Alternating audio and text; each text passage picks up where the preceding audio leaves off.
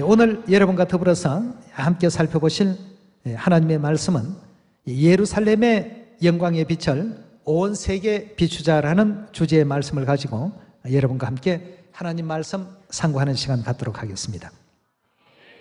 먼저 데살로니가전서 5장을 함께 열어주시기 바랍니다. 그 16절부터의 말씀을 함께 자세히 보시면 항상 기뻐하라, 쉬지 말고 기도하라, 범사에 감사하라, 이는 그리스도 예수 안에서 너희를 향하신 하나님의 뜻이니라. 성령을 소멸치 말며 예언을 멸시치 말고 범사에 하려 좋은 것을 취하고 악은 모든 모양이라도 버리라 하고 했습니다. 예언을 멸시치 말라는 이 내용의 말씀은 예언의 말씀을 중요하게 여기라는 뜻 아니겠습니까?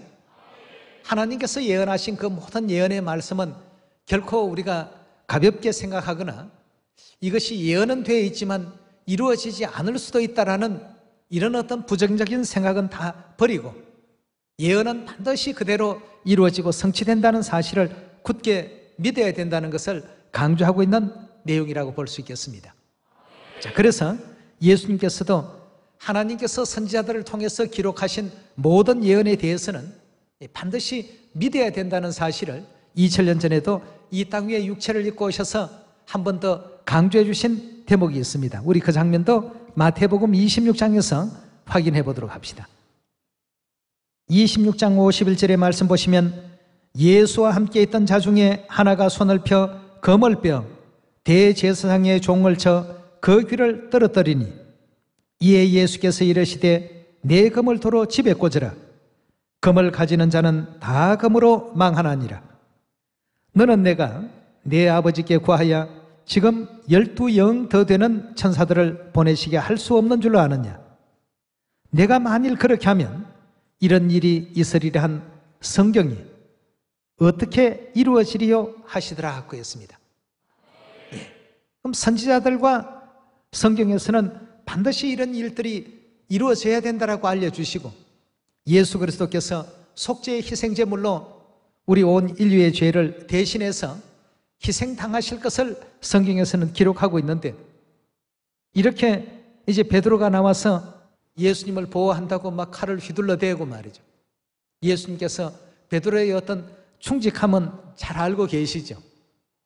그러나 이런 모든 일들이 예언대로 저들이 그런 어떤 심령을 갖고 싶어서 갖는 것이 아니라 예언이 그렇게 되어 있기 때문에 이와 같은 상황은 나올 수밖에 없는 이와 같은 일이라는 것을 예수님께서 또 일깨워 주시면서 내가 만일 저들을 다 내 능력으로 물리쳐버리고 저들을 다 제압시켜버리고 다 멸망시켜버리게 된다면 이런 일들이 있을 것이다 한 성경이 어떻게 이루어질 수 있겠느냐?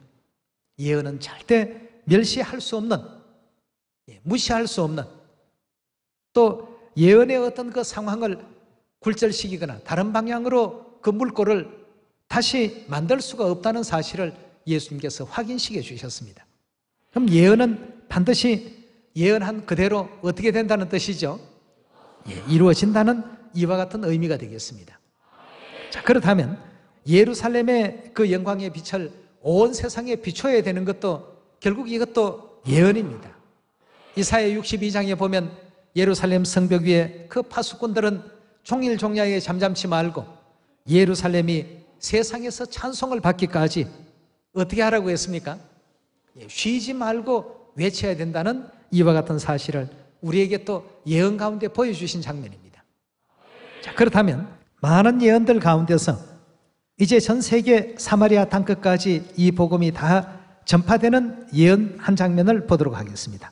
예언은 멸시해서는 안 되겠고 예언은 반드시 이루어져야 된다는 것을 예수님께서 확정해 주셨기 때문에 우리 이사야 60장의 이 모든 예언들도 이대로 다 이루어진다는 사실을 확신하고 예언의 소리에 맞추어서 이 시대에 우리 복음이 또 진행되어야 되겠습니다. 이사야서 60장 1절입니다. 60장 1절의 가르침을 보시면 일어나라, 빛을 발하라.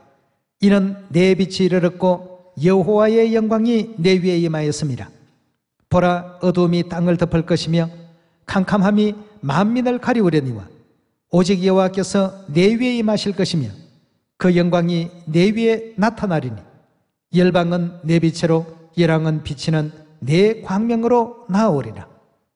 내 눈을 들어 사면을 보라. 무리가 다 모여 내게로 오느니라.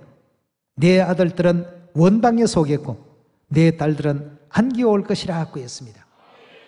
우리가 잘 아는 것처럼 예루살렘의 미래에 장차 있을 그 영광을 이와 같이 찬양하고 노래한 바로 그 장이 이사야 60장입니다.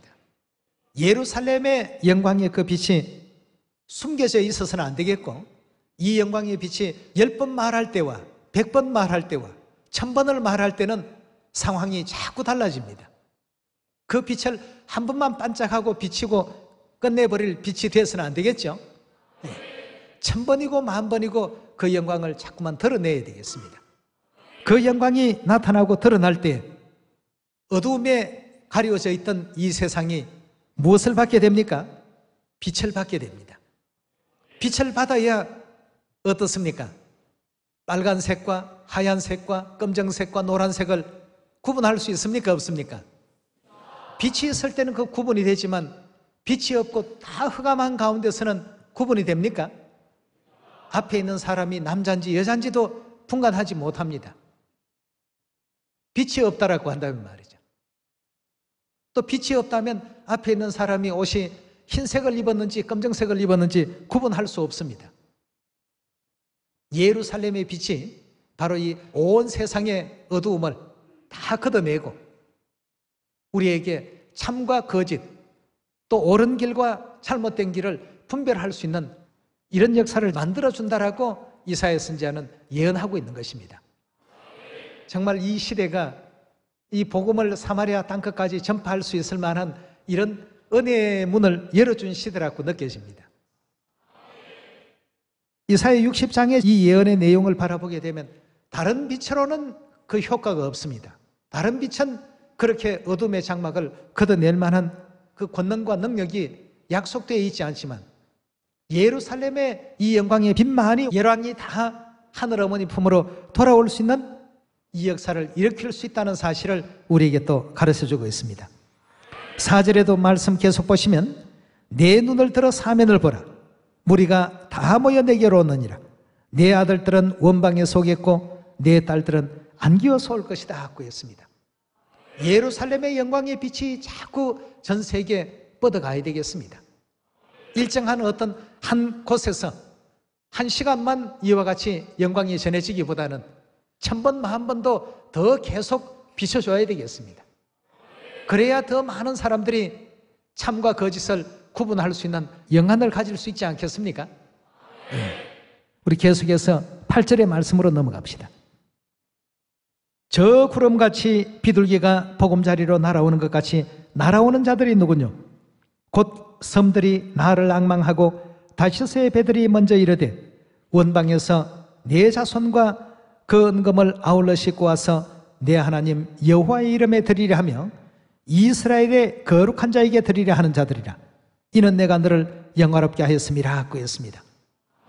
자, 여기 이제 지금 보니까 예루살렘의 그 영광이 점점 더 영화로워지고 그 영광이 세계 모든 사람들에게 그 입에서 입으로 계속 전파가 된다면 이제 그동안에 알지 못해서 알지 못하는 신에게 경배했던 그러한 사람들이 이제는 알고서 하나님 품으로 돌아올 수 있는 길들이 열리게 된다는 것입니다. 12절에 계속 보겠습니다. 너를 섬기지 아니하는 백성과 나라는 파멸하리니. 이사야 60장의 주인공은 예루살렘입니다. 예루살렘을 섬기지 아니하는 백성과 나라는 그 결과가 파멸이라고 했습니다. 그 백성은 반드시 진멸되리라. 레바논의 영광, 잣나무, 소나무, 황양목이 함께 내게 이르러 내 거룩한 곳을 아름답게 할 것이며 내가 나의 발둘 곳을 영화롭게 할 것이라. 너를 괴롭게 하던 자의 자손이 괴롭게 하던 자라고 했으니까 괴롭히는 자들이 있어야 됩니까? 없어야 됩니까? 누구를요? 예루살렘을 괴롭히는 이와 같은 회방자, 비방자, 뭐 그것이 인터넷으로도 회방할 수 있고 인터넷이 아닌 오프라인 상에도 비방하고 회방하는 무리들도 반드시 있다고 했습니다. 그렇게 너를 괴롭게 하던 자의 자손이 몸을 굽혀 내게 나오며 너를 멸시하던 모든 자가, 멸시했던 모든 자들이 내 발 아래 엎드릴 것이다 하고 했습니다. 이 예언 어떻게 되어야 되겠습니까? 반드시 이루어져야 됩니다. 예수님께서도 어찌 예언이 이루어지지 않을 수가 있겠느냐. 모든 것은 성경과 선지자들의 그 기록한 예언대로 다 되어야 된단 말이에요. 육체를 입고 2000년 전 이 땅에 오신 하나님께서 한 번 더 확정시켜 주시고 오늘날 이 시대에도 역시 동일한 말씀을 주셨습니다. 내 발 아래 엎드려 너를 일컬어 여호와의 성읍이라 이스라엘의 거룩한 자의 시온이라 하리라. 전에 내가 버림을 입으며 미움을 당하였으므로 내게로 지나가는 자가 없었으나 이제는 내가 너로 영영한 아름다움과 대대 기쁨이 되게 하리니 내가 열방의 젖을 빨고 열왕의 유방을 빨고 나 여호와는 내 구원자, 내 구속자, 야곱의 전능자인 줄 알게 될 것이다 하고 했습니다. 이렇게 이제 예루살렘의 영광이 계속 전 세계 모든 민족들, 모든 나라들에게 전해지게 될 때 어떤 역사를 이루어진다고 했습니까? 20절의 말씀 보시면 다시는 내 해가 지지 아니하며 내 달이 물러가지 아니할 것은 여호와가 내 영영한 빛이 되고 내 어떤 날이 마친다고요? 슬픔의 날이라는 이 기간이 있습니다.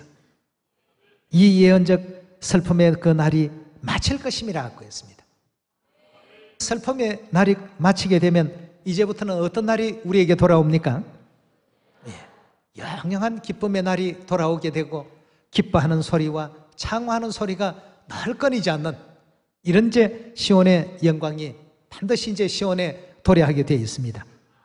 그러니까 우리 자녀들이 해야 될 전도의 그 소재가 여러 가지 많겠습니다만 많은 소재 중에도 예루살렘의 영광의 빛을 자꾸 밝히면 그제서야 이제 사람들이 눈이 열립니다.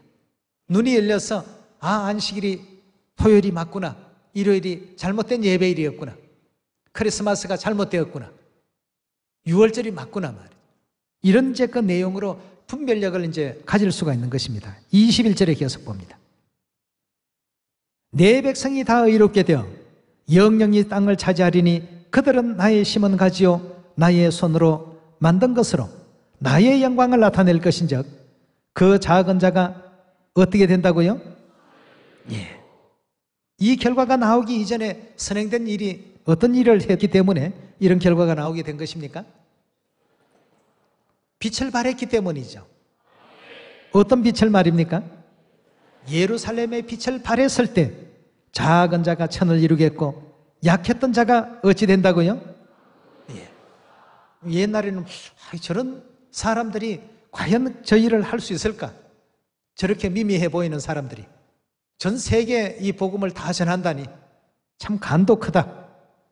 소위 말하면 이제 이런 어떤 생각을 갖는 하는 사람들이 있습니다.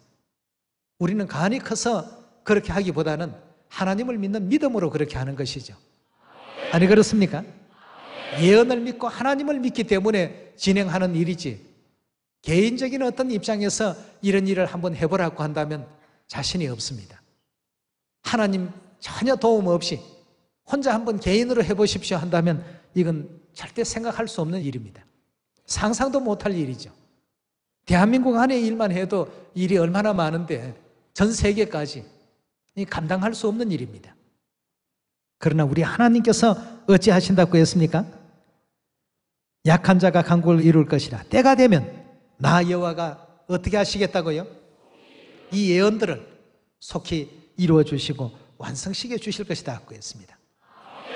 여러분, 여기 지금 불이 켜져야지만 누가 이 자리에 있는지 없는지를 확인할 수 있는 것처럼 또 누가 또 빨간 옷을 입고 누가 노란 옷을 입었는지 구분할 수 있는 것처럼 예루살렘에 불을 켜두시고 안식일이든 6월절이든 새 언약이든 또 뭐 새 이름이든 증거하시게 된다라고 한다면 듣는 사람들이 훨씬 더 빨리 우리 진리에 대해서 이해가 될 것입니다. 그래서 우리는 지금 하늘 어머니의 빛을 가지고 또 전 세계 각처로 나아가고 있지 않습니까? 아시아, 아프리카, 오세아니아, 유럽, 북미, 남미, 북중국, 남중국, 북인도, 남인도, 러시아, 브라질까지 말이죠. 전 세계 예루살렘의 영광을 자꾸 전해야 됩니다. 과거에 가장 많이 전했던 진리 중에 하나가 안식일이었습니다. 하늘 어머니 진리는 좀 진리를 많이 깨달은 사람들에게 설명해 줘야 이해할 수 있다 싶어서 나중에 설명을 많이 했습니다. 근데 그렇게 해서 보낸 10년과 예루살렘 어머니부터 알리고 안식일을 가르친 그 10년은 비교해보면 엄청난 차이가 있습니다. 그걸 보면서 왜 성경 예언대로 모든 일들을 우리가 해야 되는가를 그제서야 이제 많이 느끼게 되고 깨닫게 됩니다. 예루살렘의 영광의 빛을 온 세계에 비춰야지만 그 암흑들이 전부 물러나게 되고 진리의 빛으로 환해진 다음에 안식일도 가르치니까 안식일이 너무 쉽게 받아들이고 유월절을 설명하면 유월절이 너무 쉽게 이해가 되는 것입니다. 그래서 해외에 복음을 전하러 가시는 우리 시온의 가족들도 이런 점들을 잘 한번 이해를 하셔서 예루살렘의 빛부터 먼저 사마리아 땅끝까지 다 전할 수 있는 그런 우리 모두가 또 되도록 합시다.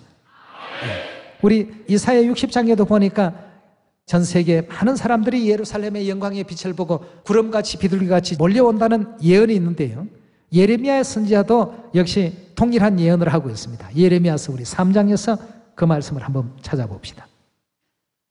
3장 17절의 말씀 보시면 그때의 예루살렘이 뭐라고 일컬음 받는다고요?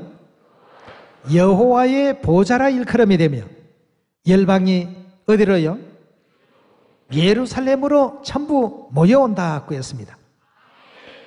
열방이 그리로 모이리니 곧 여호와의 이름으로 인하여 예루살렘에 모이고 다시는 그들의 악한 마음에 강팍한 대로 행치 아니할 것이며 그때의 유다 족속이 이스라엘 족속과 동행하여 북에서부터 나와서 내가 너희 열조의 기업으로 준 땅에 함께 이르리라고 했습니다. 여기도 지금 보니까 예루살렘이 여호와의 보좌라 일컬음 받게 될 것이고 열방이 예루살렘으로 다 몰려오게 되는 이와 같은 예언의 때가 반드시 도래한다라고 했습니다. 이사야 49장에도 그 같은 예언의 말씀이 또 있습니다. 이사야 49장 15절의 말씀 보도록 하겠습니다. 여인이 어찌 그 젖먹는 자식을 잊겠으며 자기 태선한 아들을 긍휼히 여기지 않겠느냐. 그들은 혹시 잊을지라도 나는 너를 잊지 아니할 것이라. 내가 너를 내 손바닥에 새겼고 너의 성벽이 항상 내 앞에 있나니 내 자녀들은 속히 돌아오고 너를 헐며 너를 황폐케 하던 자들은 너를 떠나가리라. 내 눈을 들어 사방을 보라. 그들이 다 모여 어떻게 해요? 내게로 온다고 했습니다. 예루살렘의 그 품으로 다 오게 될 것이라. 나 여호와가 이르노라. 내가 나의 삶으로 맹세하노니 너가 반드시 그 모든 무리로 장식을 삼아 몸에 차며 뛰기를 신부처럼 할 것이라 하고 했습니다. 자, 이런 이제 성경과 선지자들의 예언들이 있습니다. 그럼 왜 예루살렘 품으로 모이고 돌아올 수밖에 없도록 되어 있는가? 선지자의 글 가운데 우리 사도 요한의 글을 한번 보도록 하겠습니다. 요한계시록 22장입니다. 22장 17절의 말씀 보시면 성령과 신부가 말씀하시기를 어떻게 하라고요? 예루살렘의 영광이 다 비춰지고 전 세계 모든 열방과 열왕과 또 열족들이 물밀듯이 몰려오게 되는 이면에는 사도 요한이 계시를 보니까 누가 지금 부르고 있다고 했습니까? 성령과 신부가 말씀하시기를 오라고 이렇게 부르시는 음성이 계셨습니다. 우리는 아직도 이 진리를 알지 못하는 이웃 사람들에게, 아직도 이 진리를 알지 못하는 열방 민족들에게 나아가서 그 음성을 지금 대신 전하는 사명들이 우리가 지금 하고 있는 전도의 사명 아니겠습니까? 이렇게 전하기만 하면 전부 오게 되어 있습니다. 우리 하나님께서 때가 되면 그 모든 일을 속히 이루어 주신다고 했습니다. 어제도 우리 복음의 끝부분이 예언대로 어떻게 하나님께서 이루어 가실 것인가에 대해서 이것저것 또 살피다가 보니까 여러 가지 하나님께서 굉장히 또 큰 어떤 기쁨을 주셨습니다. 역시 우리는 예언대로 모든 일들을 행할 때 하나님의 어떤 축복이 있고 하늘문을 열어주시고 복음의 어떤 열매를 맺게 해주시는 것이지, 우리 임의대로 할 때에는 아무리 수고를 많이 하고 애를 많이 쓴다 할지라도 우리가 얻고자 하는 그 결과에는 결코 미치지 못한다는 것을 하나님께서 알게끔 해주셨습니다. 다시 말해서 가을에 열매를 맺는 부분이 나무에서 어떤 부분이죠? 가지의 열매가 맺힙니다. 농부가 가지만 애지중지한다고 해서 열매가 맺힐 수 있습니까? 다른 것은 하나도 안 돌보고 가지야 가지야 너 열매 잘 맺으니까 나는 너만 제일 이뻐, 가지만 계속 이렇게 신경을 쓰다가 보면 평생 가도 열매 하나 얻을 수가 없습니다. 그 가지는 하나의 어떤 역할을 하는 도구에 불과한 것입니다. 열매를 맺는 어떤 도구에 불과하고 가지를 돌보지 말라는 것은 아닙니다만 실제 열매를 맺게 하는 모든 영양소나 그 진액은 어디에서부터 전부 공수가 되는 것입니까? 뿌리를 잘 보살펴야 결국 가지 끝에 뭐가 생깁니까? 열매가 생깁니다. 우리는 늘 가지 끝만 바라보면서 열매를 기다려왔는데 이제는 땅 속에 감춰져 있는 그 뿌리를 항상 생각합시다. 이 모든 결과가 어디에서 올까? 어디에서부터 옵니까? 하나님에게서부터 오죠. 하나님께서 허락지 아니하시면 가지가 아무리 좋은 가지라도, 그건 뭐 명품 가지라고 할지라도 열매 하나도 맺을 수 없습니다. 여러분, 가지가 열매를 맺는 것이 아니고 실제 열매는 뿌리가 맺는 것입니다. 그렇지 않습니까? 보이지 않는 그 세계 속에서 우리를 늘 지지해 주시고 또 지원해 주시고 또 항상 사랑해 주시고 응원해 주시고 격려하시는 이 하나님의 보이지 않는 희생, 보이지 않는 사랑, 보이지 않는 그 기도, 이런 모든 것이 있을 때 비로소 열매가 하나 맺히죠. 베드로가 열매 잘 맺는 그런 사람이 아니고 바울이 열매 잘 맺는 사람이 아닙니다.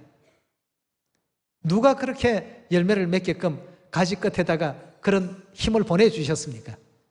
하나님께서 보내주셔서 베드로라는 가지에 3,000개의 열매가 맺히고 사도 바울이라는 그 가지에 그 열매가 맺혔던 거 아니겠습니까? 우리 하나님을 항상 잊어서는 안 됩니다. 하나님이 도와주셔야 되는 복음이지 베드로만 따라다니면 열매가 맺힐까? 베드로 백날 따라다녀 보십시오. 그 따라다녀 보면 그물 던지는 법이나 뭐 구경할 뿐이지 열매 맺는 모습은 절대 구경 못합니다. 하나님께서 다 그같이 하게끔 해주신 것이죠. 하도록 해주셨고 지원해 주셨고 그런 어떤 역사가 일어날 수 있도록 힘을 주셨던 것입니다. 베드로뿐만 아니고 바울도 마찬가지입니다. 누구를 닮고 싶으냐 하면 저는 바울 닮고 싶습니다. 한 50점짜리 대답밖에 안 됩니다. 정말 우리 모두는 하나님을 닮아야 됩니다. 그렇지 않습니까? 바울이라는 가지, 베드로라는 가지, 아무리 명품 가지라 할지라도 이 모든 가지들은 가지일 뿐입니다. 그들이 명품 가지라 할지라도 뿌리가 없는 가운데 열매는 절대 나올 수가 없고 뿌리가 없는 가운데 복음 전파는 이루어질 수가 없는 것이죠. 하늘아버지를 생각하고 하늘어머니를 생각하면서 전할 수 있는 우리 복음이 되도록 합시다. 그래서 우리에게 주신 하나의 어떤 사명이 있습니다. 사마리아 땅끝까지 가서 이 복음을 전파하라고 했는데 복음의 가장 핵심이 뭡니까? 하나님 아니시겠습니까? 아버지 하나님이시요 어머니 하나님이십니다. 그럼 아버지 하나님께서도 뭐라고 했습니까? 예루살렘의 영광을 많이 나타내라 말이죠. 아버지의 분부셨습니다. 그 분부대로 이와 같이 행하게 된다면 아버지께서도 지금 영적 세계 속에서 열매가 잘 맺힐 수 있도록 길을 열어주시고 밀어주시고 거기에 영적 어떤 열매가 맺힐 수 있는 영적 진액을 계속 공급시켜 주십니다. 그래서 성경과 선지자들은 이렇게 말하고 있죠. 시편 20편 7절의 말씀 보도록 하겠습니다. 20편 7절의 말씀 보시면 혹은 병거 혹은 말을 의지하나 우리는 여호와 우리 하나님의 이름을 어떻게 해요? 자랑을 많이 해야 됩니다. 누구 자랑요? 우리 하나님 자랑 많이 해야 됩니다. 네. 하나님의 그 역사가 성경 전체를 가득 메우고 있습니다. 자꾸 자랑해야 되겠습니다. 네. 어떤 사람은 병거를 자랑하고 어떤 사람은 말을 의지하고, 그러나 우리는 우리 하나님 여호와의 이름을 의지하고 하나님의 이름을 자랑할 것이다, 이렇게 선지자는 또 기록하고 있습니다. 구약 성부 시대에는 이와 같이 여호와 하나님의 이름을 많이 자랑하고 증거를 했는데요, 34편 한번 보도록 할까요? 시편 34편 2절의 말씀 보도록 합시다. 내 영혼이 누구를 자랑한다고요? 여호와를 자랑하리니 곤고한 자가, 그 심령이 곤고하고 심령이 핍절해 있고 심령이 상처받고 있는 그러한 자가 이를 듣고 어떻게 한다고 했습니까? 기뻐한다고 했어요. 우리가 개인 자랑을 하면 듣는 어떤 입장에서는 좋게 느끼질 않습니다. 그러나 하나님을 자랑하는 것은 곤고한 자조차도 기뻐한다고 했습니다. 심령이 상해 있고 심령이 곤고하고 심령이 피폐해 있는 이러한 영혼이라 할지라도 우리 하나님 자랑하면 그게 기쁘게 들리고, 우리 영혼이 창조될 때 그렇게 창조가 됐나 봅니다. 네. 우리 잃어버린 형제 자매들 많이 속히 찾으려면 아버지 자랑, 어머니 자랑 많이 할 수 있는 우리가 되어야 되겠습니다.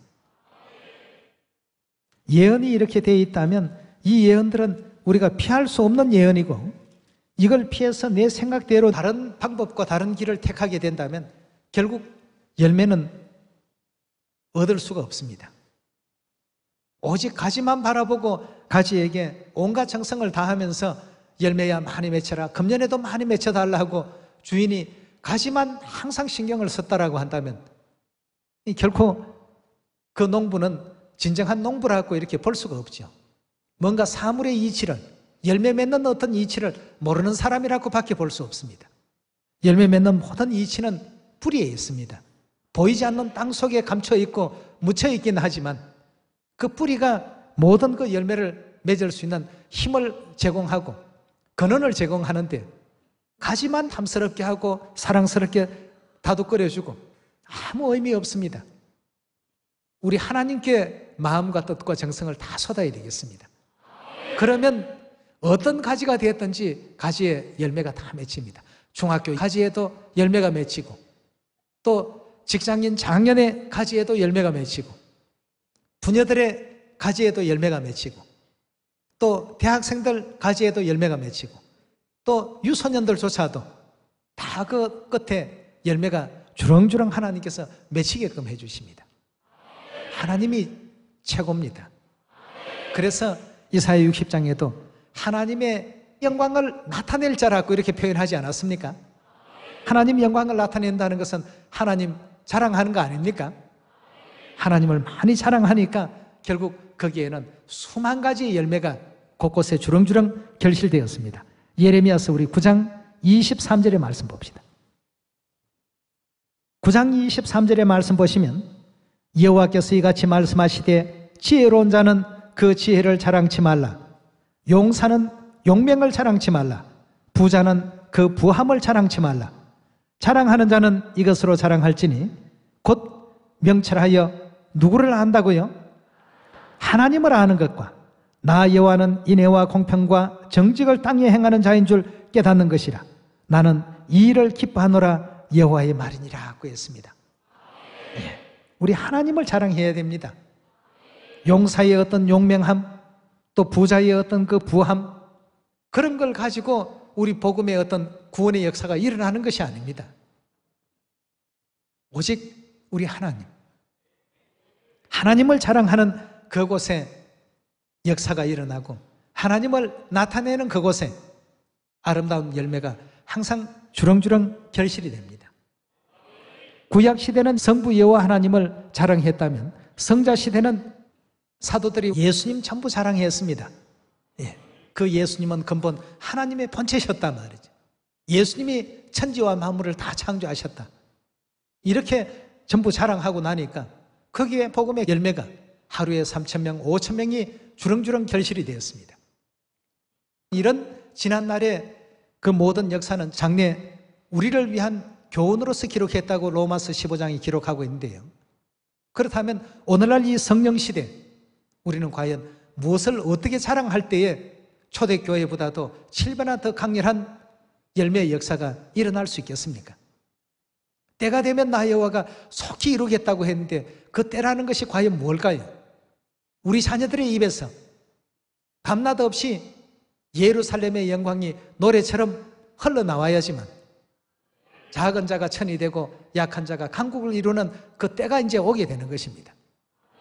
성경을 통해서 수없이 많은 얘기를 해주고 많은 가르침이 나가도 여전히 그 사실을 이해하지 못하고 깨닫지 못하고 믿지 못하는 가운데 진행되는 복음이라고 한다면 하나님께서는 약한 자가 강국이 되게끔 하지 않습니다. 일어나서 모두가 다 예루살렘의 빛을 노래하고 예루살렘의 영광이 노래가 되는 그 순간이 된다면 그게 바로 하나님께서 바라시는 때가 되겠습니다. 때가 되면 나 여호와가 신속히 이 역사를 이루어가겠다고 했습니다. 하나님의 방식은, 하나님의 공식은 어떻게 갖춰져 있습니까? 예루살렘의 영광의 빛이 비춰야만 어떻게 된다고요? 작은 자가 천이 되고 약했던 자가 강국이 된다라고 하나님은 그렇게 공식을 정해놓고 있는데 우리는 과연 이래서 될까? 이렇게 하면 상대가 나를 이상한 종교에 빠졌다고 또 비방하지는 않을까? 이런 어떤 그 우려하는 마음 때문에 예언대로 행하지 못하는 경우들이 가끔 있습니다. 내 생각은 그래서 어떻게 하라고요? 버리라고 했지 않습니까? 내 생각은 너희 생각보다 월등히 높으니까 내가 너희에게 행하라 한 대로 예언 따라서 그대로만 해달라고 하나님께서는 부탁하고 있습니다. 우리 국내에서 복음을 전하든 해외 가서 복음을 전하든 또 누구를 만나서 복음을 전하든 그게 구애받지 마시고 하나님께서 전하라 하신 예루살렘의 영광을 많이 또 자랑할 수 있는 우리 시원의 모든 가족들 되셔서 좋은 알곡 열매 날마다 또 주렁주렁 결실할 수 있는 귀한 축복 아울러 또 받기를 바라겠습니다. 오늘 말씀 이것으로 마칩니다. 감사합니다.